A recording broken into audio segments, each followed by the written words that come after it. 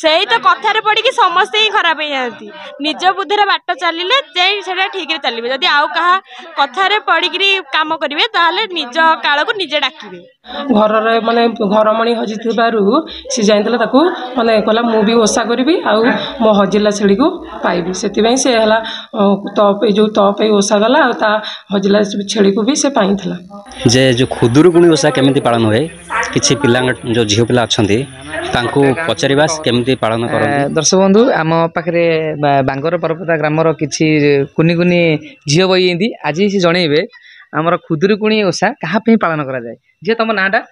ଧରିତ୍ରୀ ସାହୁ। ଧରିତ୍ରୀ ସାହୁ, ଆଜି ଯେଉଁ ରବିବାର କୋଉ ଓଷା ପାଳନ କରାଯାଏ? ଖୁଦୁରୁକୁଣି। ଖୁଦୁରୁକୁଣି ଏ ଓଷାଟି କାହା ପାଇଁ ପାଳନ୍ତି? ଭାଇ ପାଇଁକା। ସକାଳୁ ଉଠିକି କ'ଣ ସବୁ କେମିତି କ'ଣ କଲ? ଫୁଲ ତୋଳିବାକୁ ଯାଇଥିଲେ। ଓଷାରେ କ'ଣ କାଷ୍ଟା ଫାଷ୍ଟା କର ନା ଉପାସ ରୁହ ନା ଅରୁଆ କ'ଣ ଖାଆନ୍ତି? ଅରୁଆ ମନେ ଅରୁଆ ମନରେ ଉଷୁନା।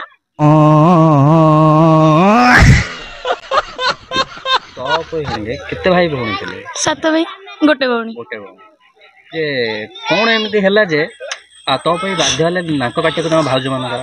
ତାଙ୍କୁ ସିଏ ହଇରାଣ କରୁଥିଲେ ତ ପାଇଁ ସେଇ ଯୋଉ ତାଙ୍କ ନାକ କାଟିଥିଲେ। ସବୁ ଭାଉଜ ମାନଙ୍କର ନାକ କାଟିଲେ ନା କାହାର ଛାଡ଼ିଲେ? ନା 6 ଜଣଙ୍କର ନାକ କାଟିଥିଲେ ଆଉ ଜଣେ କାଟି ନଥିଲେ। ସେ ଯୋଉ ଜଣଙ୍କ ମାନେ କୋଉ ବୋହୁ ଥିଲା? ସେ ସାନ ବୋହୁ ଥିଲା। ସବା ସାନ ବୋହୁ। ତାର ନାକଟା କାଇଁ କଟା ହେଲାନି? ସେ ତପିଙ୍କର ପ୍ରିୟ ଥିଲେ। ସେ ତାଙ୍କୁ ହଇରାଣ କରୁନଥିଲେ। ତାଙ୍କୁ ବହୁତ ଭଲ ପାଉଥିଲେ। ଏ ଯୋଉ ବଡ଼ ଭାଉଜ ମାନେ କ'ଣ କରନ୍ତି? ବଡ଼ ଭାଉଜ ମାନେ ତାଙ୍କୁ ହଇରାଣ କରନ୍ତି। ତାହେଲେ ପ୍ରଥମରୁ ତ ବଡ଼ ଭାଉଜ ମାନେ ବି ଭଲ ଥିଲେ। ତାଙ୍କୁ ଏମିତି କିଏ କ'ଣ ମଥେଇଲା ଯେ ସେ ଆଉ ଭଲ ପାଇଲେନି? ତାଙ୍କ ନାଁଟା ମୋର ମନେ ପଡୁନି। ହଁ ବ୍ରାହ୍ମଣୀ। ରାଣ୍ଡି ବ୍ରାହ୍ମଣ ନା ବ୍ରାହ୍ମଣୀ? ମାସରେ ପଡିଥାଏ?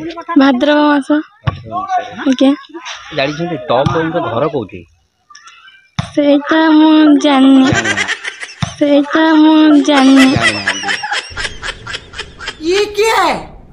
ତାହେଲେ ଏଇ ଯୋଉ ଖୁଦୁରୁକୁଣି ଯୋଉ ପିଲାମାନେ ନଈକି ହଉ କି ଗଡ଼ିଆକୁ ହଉ ଯୋଉ ଯାଆନ୍ତି ସେଠି କ'ଣ କରନ୍ତି?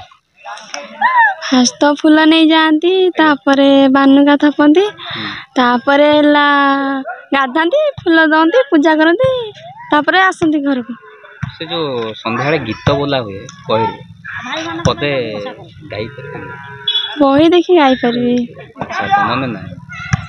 ହେଲେ ଆଜି ଆମର ଏଠି କାର୍ଯ୍ୟକ୍ରମ କେତେଟାରେ ଷ୍ଟାର୍ଟ ହବ ଯୋଉ ପୂଜା? 7ଟାରେ। ତମ ନାଁଟା? ଉପାସନା। ଉପାସନା, ଆମର ଯୋଉ ତପ ହେଇକି 7 ଭାଉଜ ଯୋଉ କାହା କଥାରେ ପଡ଼ି ଯନ୍ତ୍ରଣା ଦଉଥିଲେ? ରାଣ୍ଡି ବ୍ରାହ୍ମଣୀ। ରାଣ୍ଡି ବ୍ରାହ୍ମଣୀ। ତମ ନାଁଟା? ବିଷ୍ଣୁପ୍ରିୟା ସାହୁ। ଯେତେବେଳେ ଜଙ୍ଗଲକୁ ଯୋଉ ତପ ହେଇ ଯାଉଥିଲେ ସେତେବେଳେ ବଡ଼ ଭାଉଜ ମାନେ ତାଙ୍କୁ କ'ଣ ଖାଇବାକୁ ଦଉଥିଲେ? ଖୁଦ, ମାଟି, ଖୁଦ ମାଟି। ଭାଇ ମାନେ ଯେମିତି ଭଲରେ ରହିବେ ତାଙ୍କର ସେମିତି। ଆଚ୍ଛା, ମାନେ ନିଜ ପାଇଁ କିଛି ନୁହେଁ ଏଥିରେ? ନାଇଁ। ମାନେ ଆମେ ଭାବୁ କି ଝିଅ ମାନେ ନିଜ ପାଇଁ ବୋଧେ କିଛି ମାଗନ୍ତି ଆ ଦେହରେ, ନିଜ ଭାଇ ମାନଙ୍କ ପାଇଁ। ଆଜ୍ଞା। ଭାଇ ଯାଇ ବହି ବୋଲା ହେଇ। ବହି କେତେ ଜଣ ବୋଲ? ବହି 6 ଜଣ। 6 ଜଣ। ତାପରେ ଭୋଗ ହୁଏ। ଭୋଗ ବଣ୍ଟା ହେଇଥିଲା।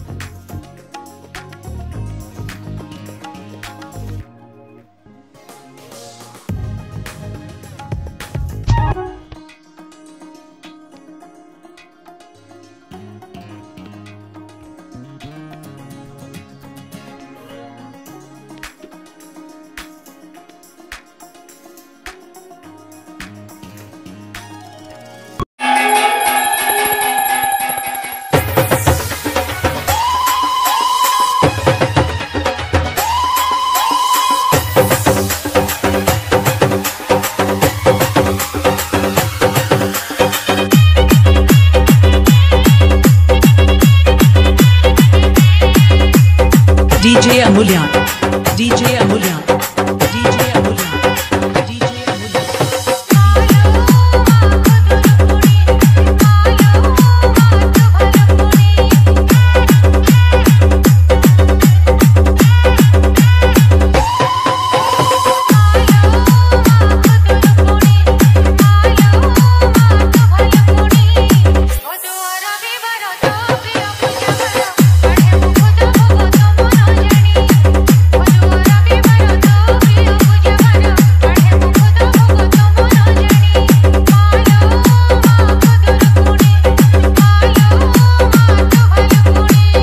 DJ Shasi, DJ Shasi, DJ Shasi, DJ Shasi.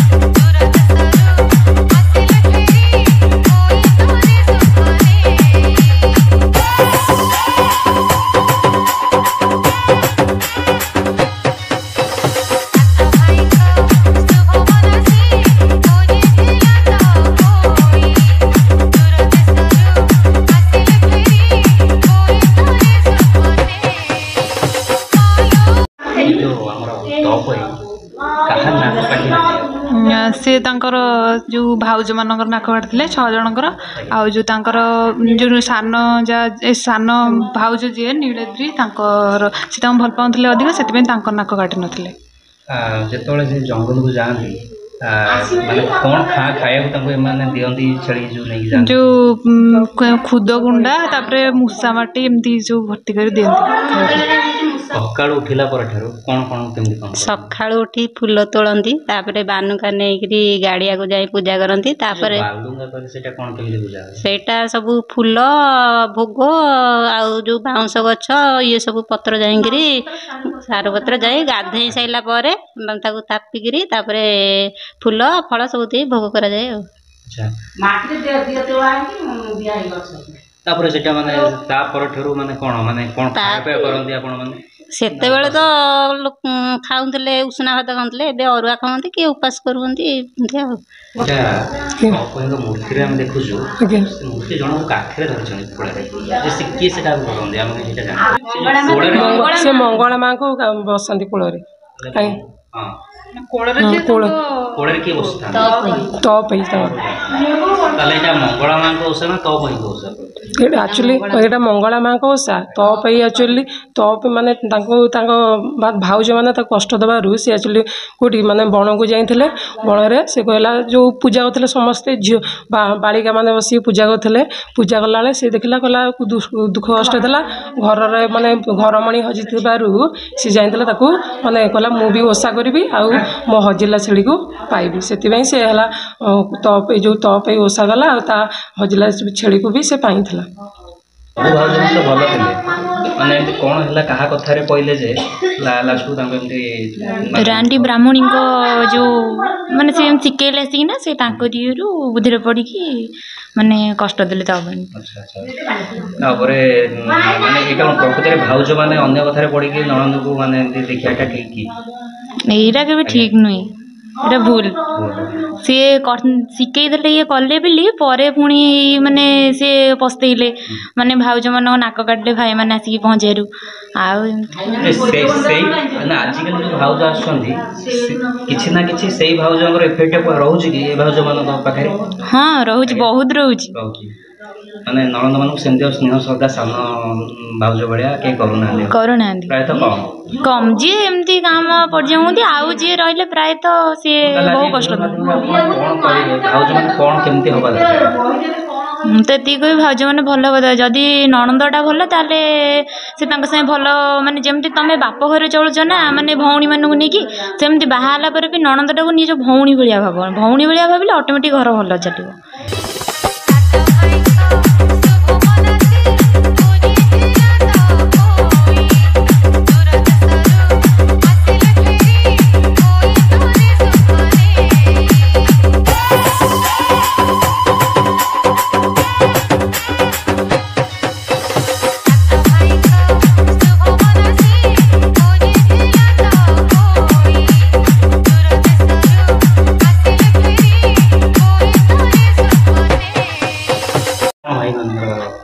ଭାଇମାନଙ୍କ ମଙ୍ଗଳ ଚିନ୍ତା କରିବା ପାଇଁ ଭଉଣୀମାନେ ପୂଜା କରନ୍ତି। ଆଚ୍ଛା ଏଇଟା କେତେ ପାଳି ଆପଣ କରୁଛନ୍ତି? ଏଇଟା ଆମେ 4 ପାଳି କରୁଛୁ।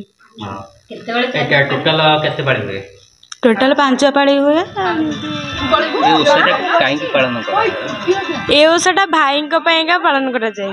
ଭାଇଙ୍କର ସମ୍ପର୍କ ରହିଲା ଭାଇଙ୍କର ତ ପାଇଁ ଯେତେବେଳେ କଷ୍ଟ ଯନ୍ତ୍ରଣା ପାଉଥିଲେ ବନରେ ପଡ଼ିକିରି ସେ ଭାଇମାନଙ୍କୁ ଖୋଜୁଥିଲେ ତ ମଙ୍ଗଳା ମାଙ୍କ ପାଖରେ ଓଷା କରିଥିଲେ ଯେ ମୋ ଭାଇ ଯଦି ଆସନ୍ତି ମୋ ମନସ୍କାମନା ପୂରଣ ହେବ, ସେଥିପାଇଁ ଭାଇଙ୍କ ପାଇଁ ସେମାନେ ପାଳନ କରୁଥିଲେ। ତାଙ୍କ ଭାଉଜ ମାନେ ତାଙ୍କୁ କଷ୍ଟ ଦଉଥିଲେ। ମା ବାପା ଚାଲିଗଲା ପରେ ଭାଇମାନେ ବାଣିଜ୍ୟରେ ପଳେଇଲେ, ତାପରେ ଗଲା ପରେ ଭାଉଜ ମାନେ ଟିକେ କଷ୍ଟ ଯନ୍ତ୍ରଣା ଦଉଥିଲେ। ତାଙ୍କର 7 ଭାଉଜ ଥିଲେ। ନାଇଁ 6 ଭାଉଜ ଦଉଥିଲେ, ସାନ ଭାଉଜ ଦଉନଥିଲେ। ସାନ ଭାଉଜ ଯୋଉ ତା ସୁନା ନାକିଥିଲେ ସେଥିପାଇଁ ଦଉନଥିଲେ। ତ ପାଇଁ କାଟିଥିଲେ ତାଙ୍କ 6 ଭାଉଜଙ୍କର। ନାଇଁ ସାନ ଭାଉଜ ତାଙ୍କର ଅତି ପ୍ରିୟର ଥିଲେ ନା। ମାନେ ଆଜିକାଲି ଭାଉଜ ସେଇ ଭାଉଜଙ୍କର କିଛି ପ୍ରଭାବ ରହୁଛି ଆଜିକାଲିଙ୍କ ଭାଉଜ ପାଖରେ? ସେମିତି ଦେଖିବାକୁ ଗଲେ ସମସ୍ତଙ୍କୁ କହିହବନି, ମାନେ 50% ଭଲ ରହିଲେ 50% ଖରାପ ରହୁଛନ୍ତି। ହଁ ସେ ସମାନ କରିବିନି। ମୁଁ ଦେଖିବାରେ ମୋର କେତେଟା ଭାଉଜ ଅଛନ୍ତି ବହୁତ ଭଲ, ତାପରେ କେତେଟା ଭାଉଜ ଅଛନ୍ତି ଟିକେ ନାକ କଟାର, ଏତେ ନାକ କଟା ଖରାପ କଥା କହିପାରିବିନି, କିନ୍ତୁ ଟିକେ ତାଙ୍କର ରହୁଛି ଖରାପ କଥା।